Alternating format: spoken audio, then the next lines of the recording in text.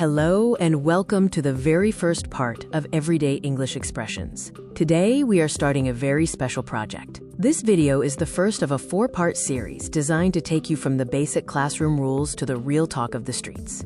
Over these 4 lessons, we will build your vocabulary step by step. By the time you finish the 4th video, you will have a complete set of tools to help you speak English with more confidence and style. Today, we take the first step together. Are you ready to begin our 4-part journey? It is time to set the textbook aside. If you want to speak English naturally, you need more than just lists of words. You need context. You need to see how the language lives in the real world. In this series, we are going to look at 20 real-life situations that we often face in Brazil. We will translate those moments from Portuguese into authentic, native English slang. By the end of this journey, you won't just know the words, you will know exactly when and how to use them.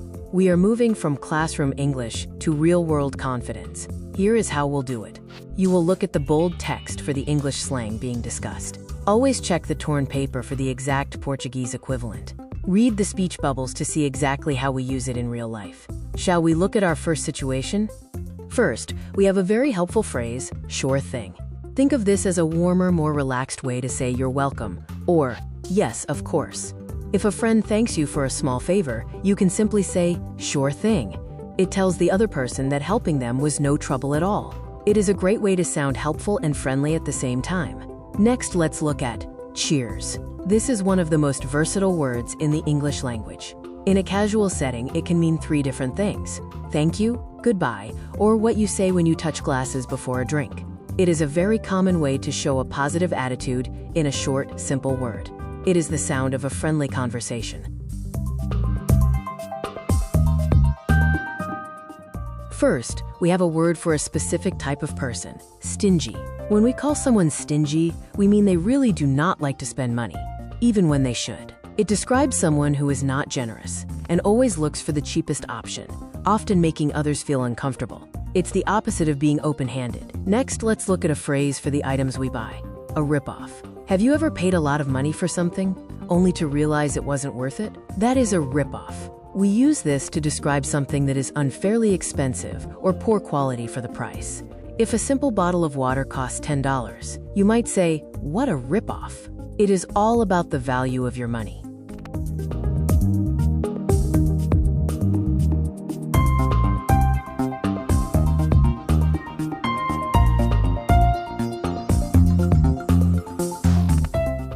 First, we have a very classic expression, Godspeed. This is a beautiful way to wish someone success and safety when they are starting something big. It could be a long trip, a new job, or a difficult project. When you say Godspeed to someone, you are saying, I hope everything goes perfectly for you on this new path. It sounds very elegant and supportive. Next, let's look at God willing. We use this to show that we have a plan or a hope, but we know that we cannot control everything. It means, I hope this happens, if everything goes well. For example, you might say, I will see you next month, God willing. It adds a touch of humility to your plans, showing that you are hopeful but realistic about the future. It is the language of hope and safe journeys. First, we have a very clever modern word, hangry. Have you ever felt your mood change because you missed lunch? This word combines hungry and angry. It describes that specific feeling of becoming grumpy or annoyed only because you need to eat. It is a lighthearted way to apologize for being a bit irritable. You might say, I'm sorry I was rude. I'm just a little hangry. Next, let's look at a very useful word for mistakes. Shoot. This is a safe and polite word to use when something goes wrong. If you drop your keys, forget your umbrella, or suddenly realize you are late, you can say shoot. It expresses disappointment or frustration without being offensive. It is the perfect word to use in a professional setting or around children when things don't go as planned. It is the language of everyday human moments.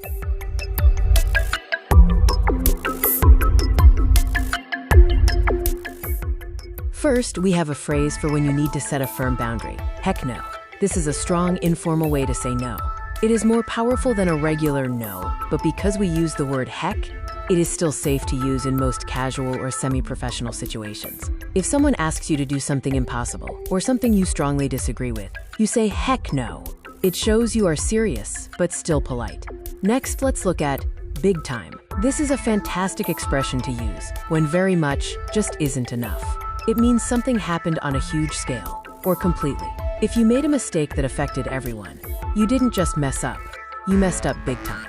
Or, if you really enjoyed a movie, you can say, I liked it big time. It is the language of maximum impact.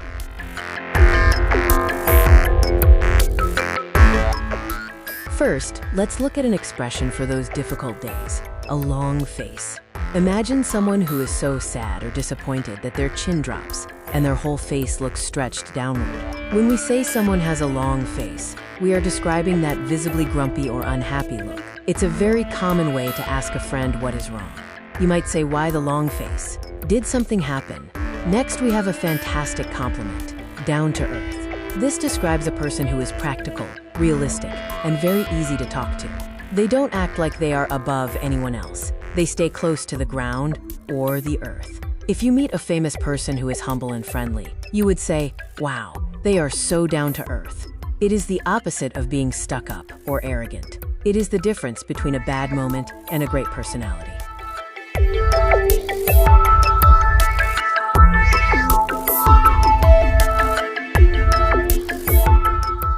First, we have a phrase for when you have reached your limit.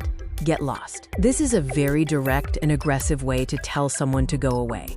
We use this when someone is bothering us or being very annoying, and we want them to leave immediately. Be careful. This is not classroom English.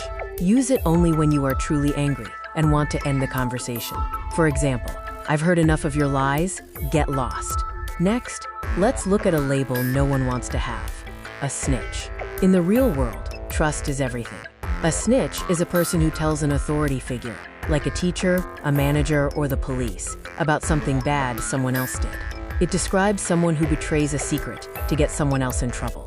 In many cultures, being called a snitch is a very serious insult because it means you cannot be trusted. It is the language of conflict and broken trust.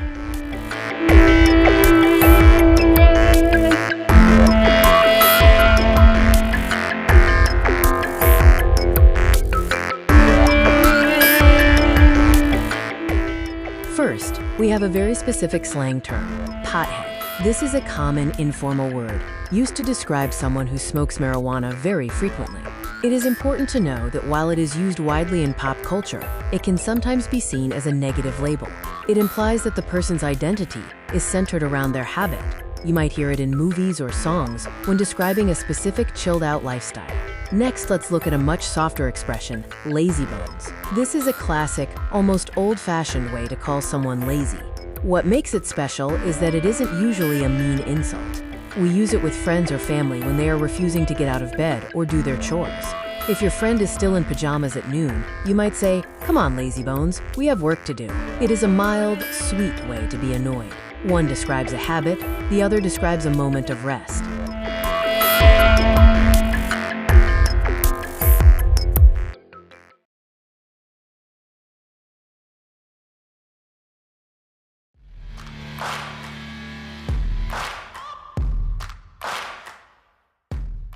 First, we have a phrase known across many cultures, the evil eye. This refers to a superstitious belief that a person can cause you bad luck just by looking at you with deep envy or jealousy. In English, we often talk about protecting ourselves from the evil eye. If something suddenly goes wrong after you shared good news with a jealous person, you might say, "I think they gave me the evil eye." Next, let's look at a jinx. This is a very common word used when a situation mysteriously turns bad. A jinx can be a person who always seems to bring bad luck, but more often, we use it as a verb. If you say, "I'm sure it won't rain today," and it immediately starts pouring, your friend might say, "You jinxed it." It means you spoke about a good thing too early, and now it's gone. It is the language of luck and mystery.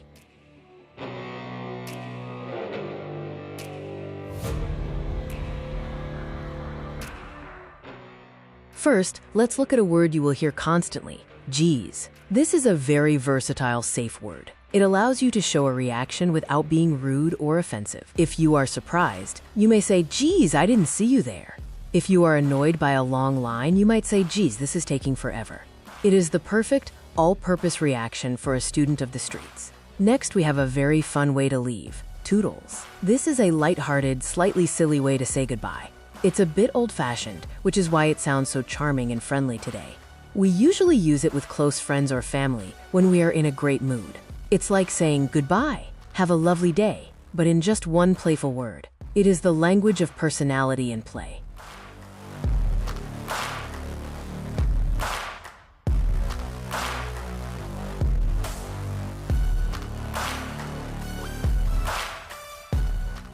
Congratulations! You have successfully completed part 1 of our journey. You are no longer just a student of the book. You are becoming a student of the streets. Keep practicing these 20 expressions until they feel as natural as breathing. But don't get too comfortable. We have much more to explore.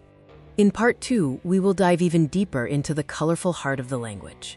We will master expressions like loose cannon for those unpredictable people in our lives, and pull a fast one for when someone tries to trick us. You are building a powerful vocabulary, one situation at a time.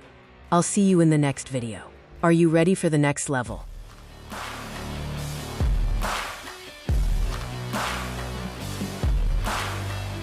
If you want to keep these expressions with you, I have a gift for you. Scan the QR code on your screen now to get your own copy of these lesson slides. It is a great way to review what we learned today whenever you have a free moment. Take these notes with you, practice often, and watch your confidence grow. You have done a great job today. I look forward to seeing you in our next video.